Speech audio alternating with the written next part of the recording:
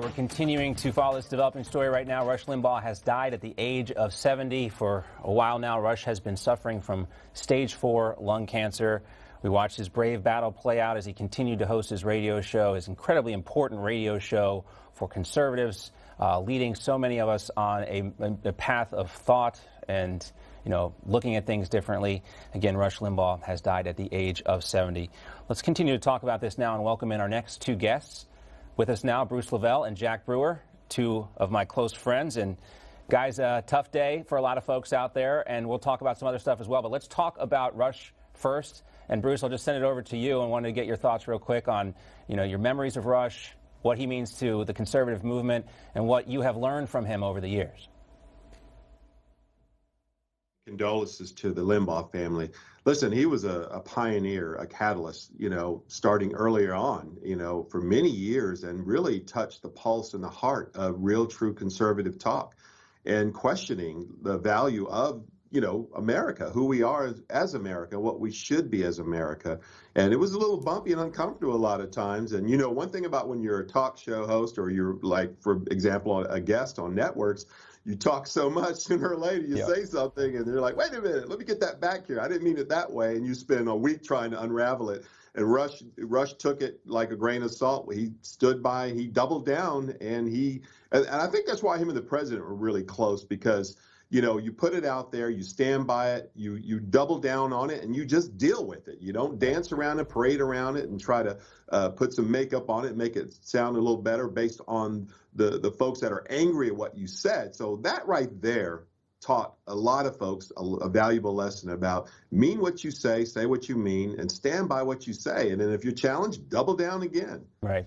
And Jack, for so many people, before there was Fox News, before there was Newsmax, before, there was this accessibility to conservative media, Rush Limbaugh and talk radio, they were, the conduit of this kind of information and kind of the resistance to the overwhelming dominance of liberal thought in the media out there.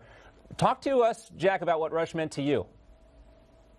I mean, can you imagine what our society would be like right now without a Rush Limbaugh? Really, I think back, growing up, even in my, early teenage years, when I lived in a pretty liberal house around a lot of liberal folks, it was being able to tune into those, patriot channels and being able to tune in to those conservative talk shows that actually let me see the other side and educated me in so many different ways. So, my condolences to the Limbaugh family. But, when you ask about, what does Rush Limbaugh mean to me, literally without Rush Limbaugh, I would have been disconnected from the conservative perspective.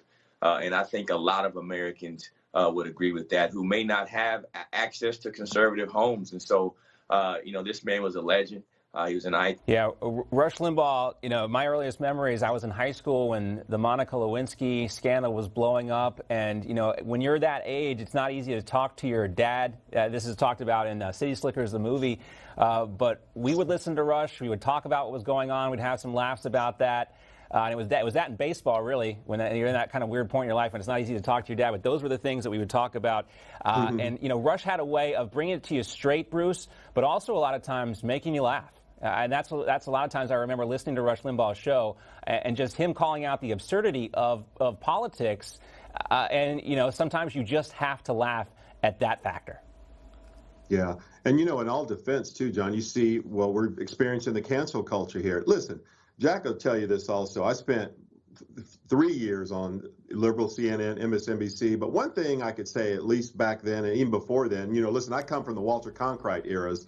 When Walter said it, that's what it was. Right. And they're said a lot to have a balanced news media where people have opinions and they could go out and voice things. But you see we're under attack, for the conservative movement, which is very dangerous. And listen, and Jack will tell you this too. Jack and I are good friends. We talk about this all the time. As a Christian, we need access to everyone. We don't want to shut everyone up, but I'd like to hear your opinion. But don't demonize me or torture me because of my opinion. And that's the cancel culture what's going on now. And that's the thing that fears me the most of Rush passing and going home is I'm hoping, as we see, we got the Jacks on here and the Dan Bonginos and these younger guys that are resurrecting a new movement of conservative talk that are going to be bold and keep the torch going on challenging, mainstream media and challenging the liberals' agenda, say, hey, wait a minute, time out.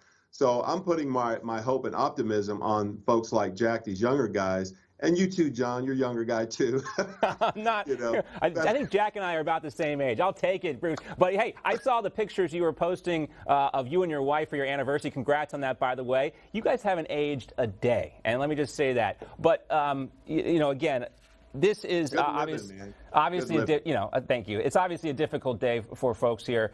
But Jack, this is important, right? Taking the lessons we've learned from Rush, who obviously has been doing this for a long time, an icon in the industry, the original, basically, of the species. There'll never be anyone else like him. Excellence in broadcasting, he personified that, but also very human, too. Because, Jack, I know, he struggled with addiction. He went through that very publicly, and he was brave about that. It looks like we lost Jack. But I covered that down here in Palm Beach when he was going through that issue. But never stopped him. He had issues, obviously, with his hearing. You can see his cochlear implant there, too. But Rush just kept on going through it all, Jack, and he was an inspiration for us. He really was. I mean, I'll never forget, seeing him at that State of the Union. President Trump having so much respect for him. And I think at that one moment, a lot of folks that may not agree with Rush politically really had to start appreciating him. And it was great to see him while he still lived, that people were celebrating him like that. And so, hopefully he's gone on. And, we just have to, just like Bruce said, we have to take that torch. We cannot let his legacy go in vain. But more importantly, we have to keep pushing forward, and we have to get even louder and speak truth in these times, because it's not easy, man. And people are, when they canceling you, they're trying to destroy you. They're trying to destroy your livelihood, your reputation, right? Your kids' reputation, because now it's not just about you, it's about your entire family having to take on this mess. And so, Rush Limbaugh is someone that we can all remember, but he should be able to give us strength and courage to press on as brave as he did. Well, we will continue to